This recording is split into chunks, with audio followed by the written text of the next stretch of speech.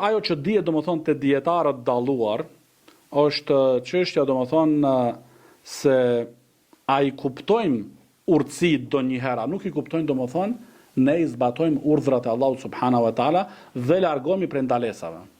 Qoftë e kuptojmë atë dëmin e asaj ndalesës ose nuk e kuptojmë. Se ne jemi të urdhëruar, thotë Sheikh Zejdi rahimullah, ta adhurojmë Allahun subhanahu wa taala me ato urdhra që ai na i ka urdhëruar neve dhe me ato ndalesat i largohemi prej tyre, e jo me shkaqet, njohuria e shkaqeve.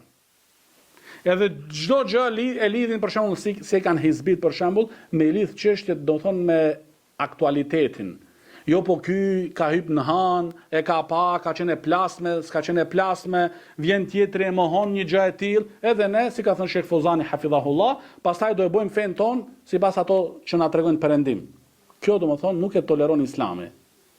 Feja e cila i është shpallur pejgamberit sallallahu alaihi wasallam, gjëra të tilla domethënë nuk pranon.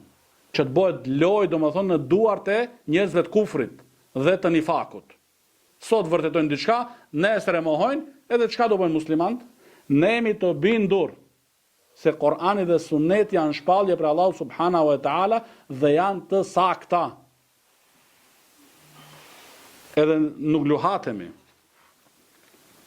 Nuk presim domethënë me na vërtetu fen ton qafirat, që me të vërtet bindemi se vërtet ka qenë.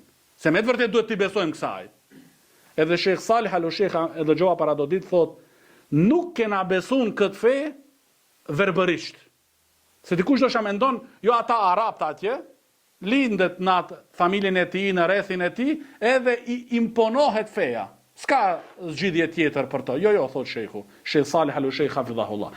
Kena besu domethënë bazë të argumenteve. Jena bind me argumente. E jo në mënyrë të verbër.